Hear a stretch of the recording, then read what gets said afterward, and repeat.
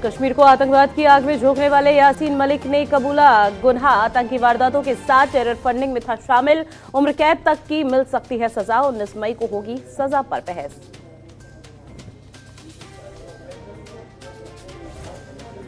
PDP chief Mehbooba Mufti ने केंद्र सरकार को घेरा। श्रीलंका की घटनाओं से भारत को लेना चाहिए सबक। देश उसी राह पर बढ़ रहा है आगे।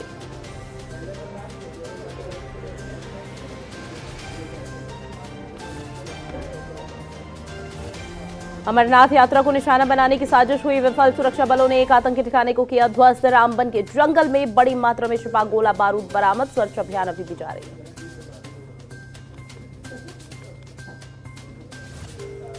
आम आदमी पार्टी ने की प्रेस कॉन्फ्रेंस। सांबा में बिजली पानी की बुनियादी जरूरतों का उठाया मुद्दा। बोले महीने में सिर्फ 2 बार आता है पानी। स्थानीय लोग कुएं का पानी पीने को है मजबूर।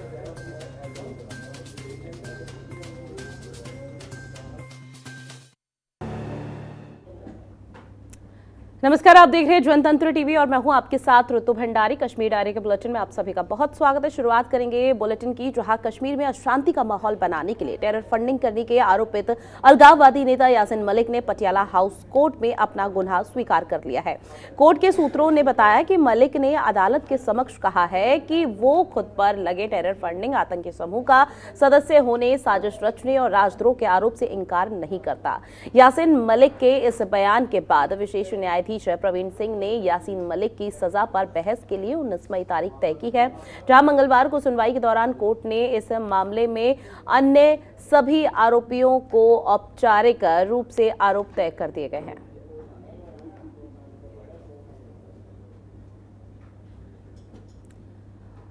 और ज्यादा जानकारी के साथ ब्यूरो चीफ ज्योति पचनंदा फोन लाइन पर जुड़ गए हैं।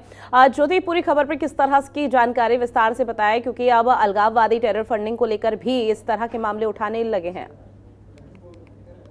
जब से कश्मीर में इन्होंने पार्टी की हुकूमत है तो उन्होंने जितने भी सेपरेटिस्ट थे, चाहे वो हुर्रियत कॉन्फ्रेंस थी या आप कोई भी नेता कह लिए, उसके बाद कश्मीर फाइल्स के बाद ये मुद्दा काफी गर्मा गया था। और अब चूंकि यासीन मलिक गिल्ट प्रूव हो गया तो आज कविंदर गुप्ता जो जम्मू कश्मीर में भाजपा के उप पूर्व मुख्यमंत्री रहे हुए हैं, तो उन्होंने आज ये बोलते हुए कहा है कि इस तरह की मिलिटेंसी को लेकर जीरो टॉलरेंस कर बात करते उन्होंने कहा कि ये जो जितने भी लोग थे इनको कड़ी से कड़ी सजा मिलनी चाहिए और इनको फांसी तक की सजा देनी चाहिए, जिन्होंने कश्मीरी पंडितों के प्लान में मुख्य भूमिका निभाई है। उन्होंने पिछली सरकारों को भी दोषी ठहराया था और उन्होंने कहा था कि पहली जितनी भी सरकारें थी वो इनको बिल्कुल पैम्पर सा करते थे। इवन इन बीमारी की हालत में भी इनको चॉपर्स तक मुहैया करवाए जाते थे और इनको अति सुरक्षा भी प्रदान की गई थी। लेकिन इनकी सरकार ने वो खुद पे क्रेडिट लेना चाहते थे कि हमारी सरकार में जितने भी आतंकवादी हैं उनको उनकी सजा ही मिलेगी। हालांकि कहा यह जा रहा है कि 19 मई की अब तारीख यहाँ पर तय की गई है सुनवाई के लिए। अब सजा पर जो बहस होनी है वो 19 मई को होगी, तो क्या लगता है कि किस तरह के आसार बन सकते हैं? देखिए, जैसे अब यासीन मलिक ने खुद भी कन्फेस किया है तो उसके अकॉर्डिंग तो उनको मुझे लगता है कि आजीवन कारावास ही मिलेगा। लेकिन अब कोर्ट क्या इस पे संज्ञान लेती है, किस तरह की सजा मुकर्रर करती है, लेकिन उनकी गिल्ट प्रूव हो चुके हुए हैं तब तो सजा ही मिले। और सजा कोई मामूली सजा भी नहीं इनको मिलेगी। ये सारी चीजें अब साबित हो चुकी हुई हैं। तो अब 19 मई का ही इंतजार है कि कब उनकी तारीख के दिन न्यायालय किस तरह की वर्डिक्ट सुनाता है। फिलहाल राजनीतिक सरगर्मी किस तरह से बढ़ती हुई नजर आ रही है इस पूरे मामले को लेकर?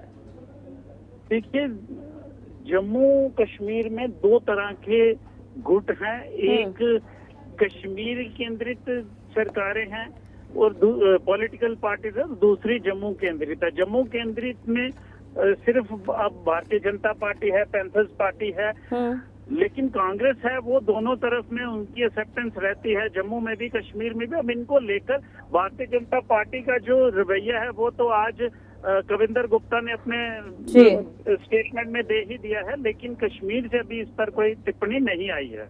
तो क्या लगता है कि विपक्ष अब किस तरह से भूमिका अपनी निभाता हुआ नजर आएगा, क्योंकि यहाँ पर तमाम तरह की जो प्रतिक्रिया है वो अब सामने आने लगी इस पूरे मामले पर? देखिए, अब रेगुलर पिछले 4 दिनों से महबूबा मुफ्ती जिस तरह से भारतीय जनता पार्टी को कोसती आ रही है, लगातार उनके खिलाफ बोल रही है, और आज उन्होंने बड़ा एक भावनाओं में आते हुए अपनी स्टेटमेंट दी है, और उनका यही कहना है कि कश्मीर में जो भी हैं वो अपनी हकों की लड़ाई लड़ रहे हैं। उनको इनमें कोई गिल्ट नजर नहीं आता है। वो जरूर ये कहते हैं कि आतंकवादियों का कहीं स्थान नहीं है, लेकिन वो आतंकवाद के साथ ही कई बार खड़ी होती दिखाई देती हैं। अब पत्थरबाजी है, वो भी कोई नेशनलिज्म है नहीं है, लेकिन पहली सरकारों ने इन्हीं लोगों को सपोर्ट किया। जब भी पुलिस उन पे कोई चार्जशीट लगाती थी तो यही उनको छुड़वाने भी जाते थे। तो कुल मिलाकर उनकी जो भूमिका है वो कश्मीर केंद्रित है। बिल्कुल, भारतीय जनता पार्टी ने अपना रुख स्पष्ट कर दिया था। बिल्कुल, 19 मई को अब सजा पर बहस होगी। क्या कुछ सामने आएगा वो देखना काफी महत्वपूर्ण है। तमाम जानकारी साझा की ज्योति पचनंदा आपने, उसके लिए शुक्रिया।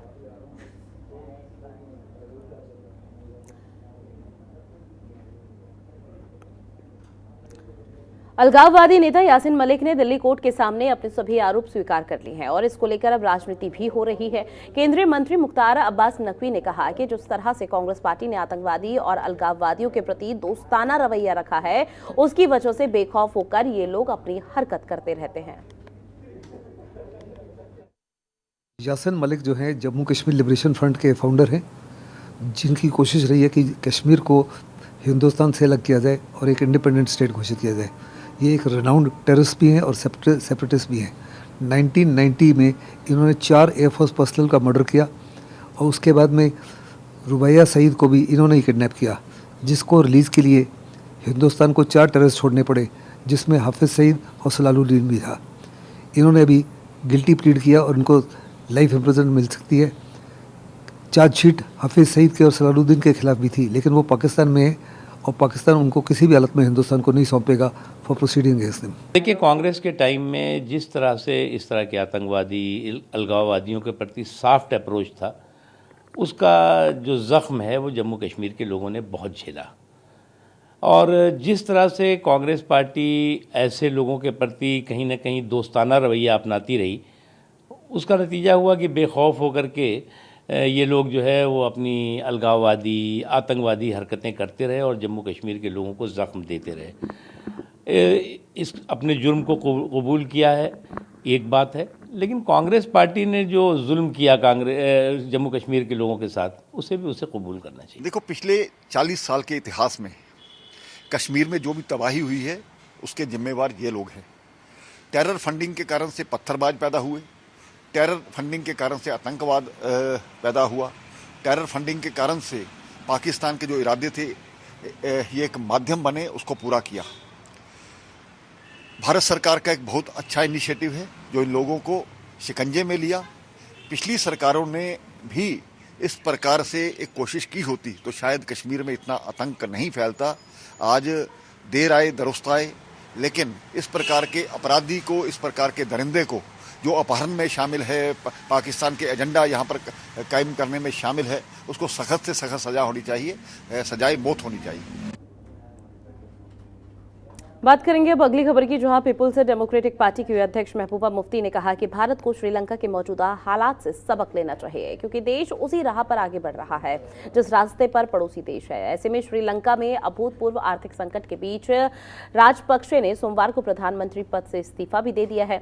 जहां जम्मू कश्मीर की पूर्व मुख्यमंत्री महबूबा मुफ्ती ने ट्वीट किया, श्रीलंका में जो कुछ भी हुआ उससे सबक लेना चाहिए। साल 2014 से भारत को सांप्रदायिक भय की ओर धकेला जा रहा है और ये अति राष्ट्रवाद और धार्मिक बहुसंख्यकवाद के रास्ते पर जा रहा है, जहां सामाजिक ताने बाने और आर्थिक सुरक्षा को इसकी कीमत चुकानी होगी। आज भी हमारे मुल्क को समझना चाहिए जो हालात श्रीलंका में हुए। आपने देखा श्रीलंका में क्या हो रहा है, क्यों हो रहा है? क्योंकि वहां भी उन्होंने मजहब का कार्ड खेला, वहां भी उन्होंने मजहब में आपस में लड़ाई जंग की और 5-8 साल एक ही वहाँ प्राइम मिनिस्टर और एक ही वो जो है एक ही घर के लोग जो है राज करते रहे। जिस तरह यहाँ पर इस वक्त बीजेपी पिछले 8 सालों से है और ये भी हिंदू मुस्लिम का झगड़ा करवाती है। हमारी इकोनॉमी डाउन है। आप सबको ये हैरानगी होगी सोच सुनते हुए कि हिंदुस्तान इतना बड़ा मुल्क गुर्बत के लिहाज से पाकिस्तान, बांग्लादेश, नेपाल से भी नीचे है, नेपाल से भी पीछे जा रहा है। वहीं आगरा के ताजमहल को लेकर विवाद बढ़ता ही नजर आ रहा है और अब इस विवाद में जम्मू कश्मीर की पूर्व सीएम महबूबा मुफ्ती भी कूद पड़ी हैं। पूर्व सीएम महबूबा मुफ्ती ने सरकार पर कई तरह के बड़े आरोप लगाए और कहा कि इस तरह के तमाम विवाद सिर्फ और सिर्फ लोगों के ध्यान भटकाने के लिए उठाए जा रहे हैं। आगे उन्होंने कहा कि लोगों को गुमराह करने के लिए उन्हें मुस्लिमों के पीछे लगा दिया गया है, मुस्लिमों पर हमले हो रहे हैं, हमारी मस्जिदों को तोड़ा जा रहा है, ताजमहल की वजह से हमारी विदेशों में पहचान है, अब ताज को भी मंदिर बनाने पर बीजेपी अड़ी हुई है। तो वहीं पीडीपी चीफ ने मुस्लिम समुदाय से अपील कर कहा, अमन शांति बनाए रखें, इन्हें जितनी मस्जिदें चाहिए ले जाने दें, पर अपना धैर्य बनाए रखें। साथ ही पीडीपी प्रमुख ने जोर देकर कहा कि बीजेपी सरकार के पास लोगों को देने के लिए अब कुछ बचा ही नहीं है, बेरोजगारी, महंगाई सब बढ़ चुकी है। हमारे हाथ में कुछ भी नहीं रखा है, बिल्कुल हमें बेबस और बेइख्तियार कर लिया। मगर इससे ज्यादा हालात इस वक्त हमारे मुल्क में है, जहां मुसलमानों के ऊपर दिन ब दिन हमले हो रहे हैं। हमारी मस्जिदें, अब तो ताजमहल की भी बात हो रही है। इससे बड़ा अफसोस क्या होगा?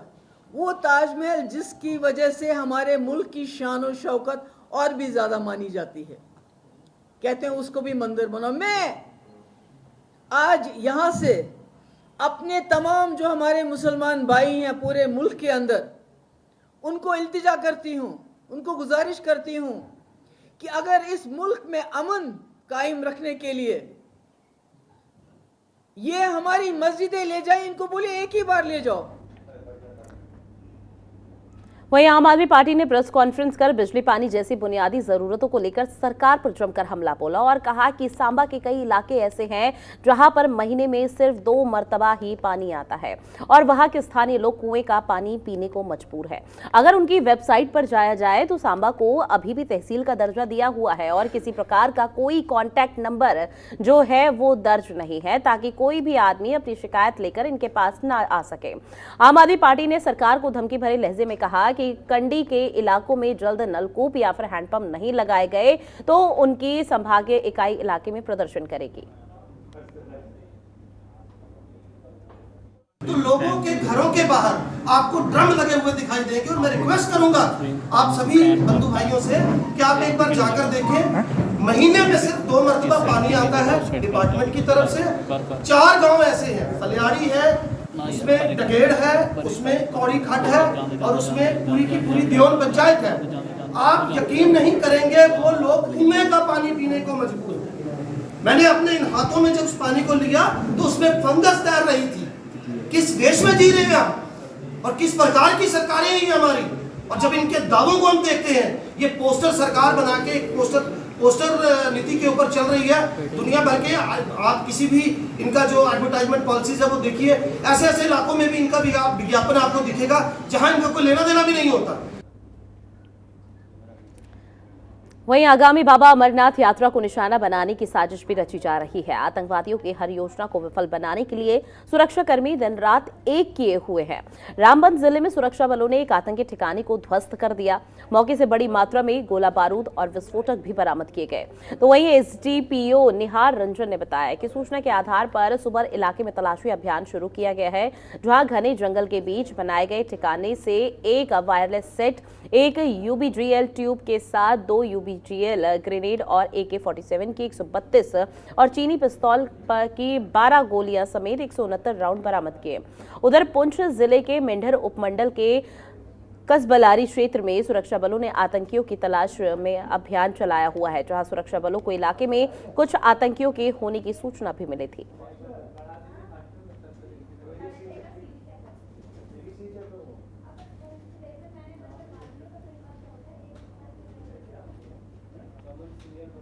वहीं सीआरपीएफ ने अंतर बटालियन वेट लिफ्टिंग प्रतियोगिता का आयोजन किया। इसमें जम्मू डिवीजन के अंदर आने वाली सभी सीआरपीएफ की यूनिट के खिलाड़ियों ने पार्टिसिपेट किया। वहीं 12 मई को इस प्रतियोगिता का फाइनल है। वहीं इस मौके पर बोलते हुए DIG CRPF Hiranagar range Davinder Yadav ने कहा कि इस तरह के खेलों से जवान मानसिक और शारीरिक रूप से तंदुरुस्त रहते हैं। हमारा मकसद है कि जवान ड्यूटी के साथ खेलों में भी पार्टिसिपेट करें ताकि वो पूरी तरह से फिट रहें।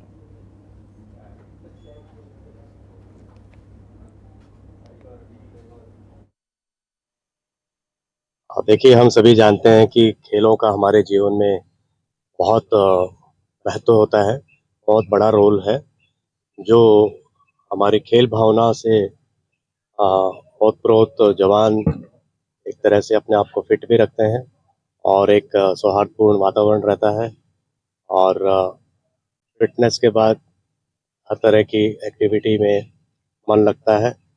इसीलिए खेलों का बहुत महत्व हमारे जीवन में और खासकर आप जो प्रतियोगिता होने जा रही है वो आपके समक्ष भारोत्तोलन की, वो अपने आप में एक अच्छी खेल भावना को प्रदर्शित करते हुए जवान करेंगे।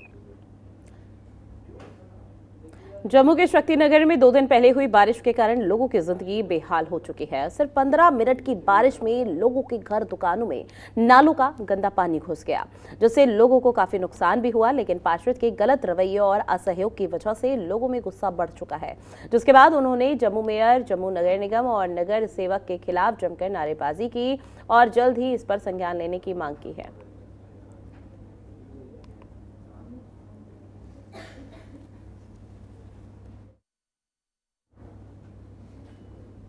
बारिश में जो है लोगों के घरों के जो नाले पास में हैं वो बंद हो चुके हैं और लोग रोश में यहाँ पर रोड ब्लॉक कर यहाँ पर खड़े हुए हैं और लगातार बारिश होने की वजह से जो है नालों का पानी जो गंद है वो सारा लोगों के घरों में घुस गया हुआ है और गंदगी को लेकर जो है लोग काफ़ी ज़्यादा रोश में थी क्योंकि लोगों के घरों तक पानी जो है वो पहुँच चुका है। बोल रहा है तो सर मैं मोहल्ले का बंदा हूँ, कॉर्पोरेटर कहाँ का है? मोहल्ले का ना, तो उसका काम नहीं काम करवाना। चोर मचाली डाल के रखी है इन्होंने, ये कॉर्पोरेटर का घर है यहाँ पे, किसको बताएं हम? अगर किसी को बताओ तो बोलते हैं तू बदतमीज है। सर क्या करेंगे मुझे बताओ, अब कहाँ जाए हम? हाँ जी सर, डिमांड यही है हमारी। हमने कॉर्पोरेटर को वोट इसीलिए दिए थे ताकि ये नाला खुला रहे। सबसे पहले इनकी डिमांड यही रही कि आप यहाँ पे नाला खुला करेंगे, हम आपका नाला खुला करेंगे।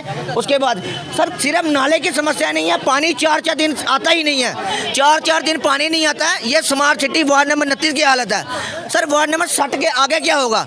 ये लोगों की हालत है, लोगों के घर में पानी घुसता है। आप हैरान परेशान हो जाओगे जब बरसात आती है ना। अभी तो सिर्फ 15 मिनट बरसात हुई है, आगे मानसून होगा, 3-3 महीने लगातार कंटिन्यू बारिश होगी, उस वक्त क्या होगा? मैम किस तरह से जो बारिश का पानी जो है वो घरों में घुस गया है, कितना नुकसान हुआ है? नुकसान तो बहुत हुआ है, हम क्या बता सकते हैं। 1.5 लाख का सामान हमारा बर्बाद हुआ है। क्या घरों के पानी अंदर तक, बिस्तरे जो बेड वो सब पानी के अंदर? हाँ, सारा पानी अंदर, कुछ नहीं बचा। सर हमारे बेड वगैरह सब कुछ एटीएम तक नीचे तक पानी चले गया। खाने का बनाने की जरूरत नहीं पड़ी हमें। हमारी दुकान तो शॉप खोली हुई है, क्या नाम हमने आ जाता बोलिए, बजाज की दुकान खुली है, सारा सामान हमारा पूजा रूम है सारा खराब हो गया। हमने कितने दिन का खाना है, संडे से पानी में, तो पिछली बार बारिश हुई तभी भी बंद हो गया, अभी बंद हो गया। अभी तक हमने खाना नहीं बनाया, हमें कोई दे देता है। आप देख रहे हैं वार्ड को 29 में लेकर नाले का पानी आने को लेकर जो है लोगों में काफ़ी रोष था। मेयर जो जम्मू मेयर हैं उनके खिलाफ जहां पर नारे लगाए गए हैं। कॉर्पोरेटर का घर सामने है, लेकिन कॉर्पोरेटर का ये कहा जा रहा है कि ये कांग्रेस की गली है, ये बीजेपी की गली है, मेरे को वोट नहीं दिए तो इसलिए मैं ये साफ नहीं करा सकता। तो कहीं ना कहीं जम्मू म्यूनसिपल कॉर्पोरेशन और मेयर को संज्ञान लेने की जरूरत है। अगर इसी तरह से 15 मिनट की बारिश में अगर ये हाल रहा तो आने वाले मानसून में जहां 2-2 महीने लगातार बारिश लगी रहती है तो आने वाले दिनों में लोगों के घरों में पानी अगर यूं ही घुसता रहा तो लोगों का रोष जो है वो इसी तरह से लगा रहेगा। कैमरामैन ऋषि कुमार के साथ में हरमीत सिंह, जम्मू। मशहूर सिंगर उदित नारायण अपने बेटे आदित्य नारायण और अपनी टीम के साथ पिछले 6 दिनों से कश्मीर में एक गाने की शूटिंग पर आए हुए हैं। ये शूटिंग गांदरबल के नारानाग कंगन में चल रही है, जहां उदित नारायण स्वयं बता रहे हैं कि मैं पहली बार कश्मीर आया हूं और मुझे इतना अच्छा लग रहा है कि मुझे यहां से वापस जाने का ही दिल नहीं कर रहा। उन्होंने कहा कि मैंने बचपन से ही किताबों में पढ़ा था, सुना था कि कश्मीर जन्नत है और वास्तव में यहाँ आकर पता चला कि कश्मीर जन्नत ही है। पहली बार कश्मीर आने का मौका मिला। बचपन से किताबों में पढ़ा था, कश्मीर के बारे में सुना था कि इस धरती पे जन्नत है, और जब मैं यहाँ आया हूँ तो वाकई में ये जन्नत ही है, स्वर्ग है, इट्स ए हेवन। और मैं एक गाने की शूटिंग के लिए आया हूँ, और मैं ये बताना ज़रूर चाहूँगा कि मेरा बेटा आदित्य नारायण कई गाने की शूट यहाँ किया है, शूटिंग की है, और उसको बहुत मज़ा आता है। आप बोलता है मैं दुनिया घूम चुका हूँ लेकिन मुझे अपना कश्मीर ही पसंद है। मुझे और खुशी हुई बात सुन के, और मैं भी आया हूँ तो वाकई कश्मीर स्वर्ग है। जो सुना है, जो सुनता वही मैंने पाया, जो सुनता था, जो सुना है वही मैंने पाया। तक कि हमारे genius one and only Yash Chopra साहब अक्सर यहाँ आके अपनी फिल्मों की शूटिंग की, और ख़ास करके हमारे राज कपूर साहब और उनकी फैमिली कश्मीर में एक से एक फिल्में बनाई हैं। सोचो के झीलों का शहर हो, लहरों पे अपना एक घर हो, ये गाने मैंने गाए थे। और एक बचपन से मैं रफ़ी साहब का फ़ैन हूँ, और रफ़ी साहब का वो गाना मुझे बहुत पसंद। हर चेहरा यहाँ चांद तो हर जर्रा सितारा, हर चेहरा यहाँ चांद तो हर जर्रा सितारा, ये वादी कश्मीर है जन्नत का नजारा, जन्नत का नजारा। ऐसी जगह पे शूट करने का देखिए मुझे गूज़बम्प्स भी आ रहे हैं। तो ऐसा एक हिस्ट्री है, तो वो हिस्ट्री पे हम अपना पिक्चराइजेशन करके अच्छी तरह से वो एक कैरेक्टर ले आए। तो इसमें इतना अच्छा कैरेक्टर है, जो हमारे जैसे एक हीरो होता है, एक हीरोइन होता है, लेकिन लोकेशन भी बहुत इम्पोर्टेंट होता है। और ये लोकेशन ने प्रोवाइड किया to be a character music video के लिए।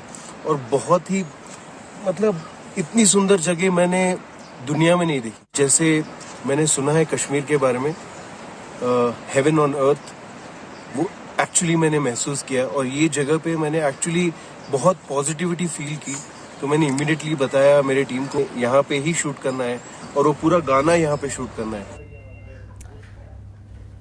वहीं सोफशाली में प्रशासन ने अफीम भांग की फसल को नष्ट करने के लिए एक विशेष अभियान चलाया, जहां तहसीलदार कोकरनाग के नेतृत्व में अधिकारियों की एक टीम और ईटीओ अनंतनाग के मार्गदर्शन में एक संयुक्त और व्यापक भांग की फसल को नष्ट करने का अभियान चलाया गया, जिसमें 7 विभिन्न स्थानों पर स्पेशल टीम ने भांग को नष्ट किया। तो वहीं युवाओं में प्रचलित नशीले पदार्थ की लत और उससे जुड़ी सामाजिक बुराइयों को देखते हुए इस अभियान का संचालन करना महत्वपूर्ण माना गया।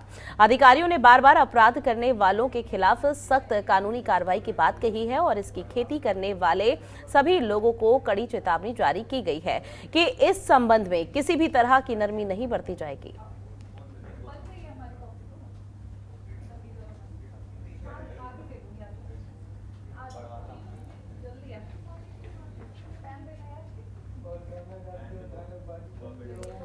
वहीं सेवानिवृत्त हो चुके ट्रांसपोर्ट कर्मचारियों ने आज अपनी मांगों को लेकर प्रेस क्लब में प्रदर्शन किया, और इस दौरान पुलिस के साथ जोर आजमाइश भी हुई। इनका कहना है कि ऑफिस में ऊंचे पदों पर बैठे अधिकारी इनकी मांगों पर काम नहीं कर रहे, जिसके चलते उनको खासा परेशानियों का सामना भी करना पड़ रहा है। लंबे अरसे से ये लोग अपनी मांगों को लेकर हल्ला बोल रहे हैं, जहां सदस्यों को हर बार की तरह सिर्फ कोरा आश्वासन दिया जा रहा है। उन्होंने कहा कि अगर जल्द ही हमारी मांगों को पूरा नहीं किया जाता है तो प्रदर्शन को लगातार जारी रखा जाएगा।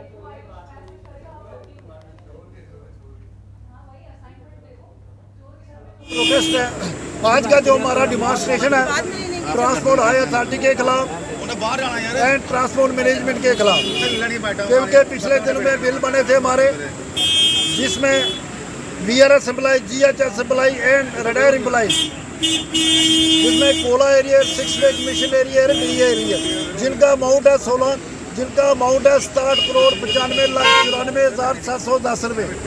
पिछले दिनों में माननीय प्रधानमंत्री जी आए थे, तो हमें बड़ी उम्मीद थी कि जो पिछले दिनों में काम नहीं हुआ, जो जम्मू कश्मीर सरकार ने बात नहीं सुनी, वो दिल्ली सरकार सुनेगी। लेकिन जो इस वक्त सरकार में बैठे हैं, चाहे वो सेक्रेटरीट के अंदर हैं, चाहे वो सेक्रेटरीट से बाहर हैं, उन्होंने उनका काम था प्रधानमंत्री के पास आम जनता की आवाज़ बचानी, लेकिन ऐसा उन्होंने नहीं किया। कश्मीर डायरी के बुलेटिन में फिलहाल के लिए इतना ही। आप बने रहिए जनतंत्र टीवी के साथ। नमस्कार। खबरों के निष्पक्ष विश्लेषण के लिए सब्सक्राइब करें Jantantra TV and press the bell icon. Never miss any update.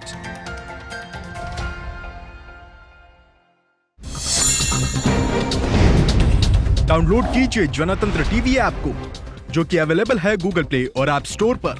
अधिक जानकारी के लिए अभी डाउनलोड करें।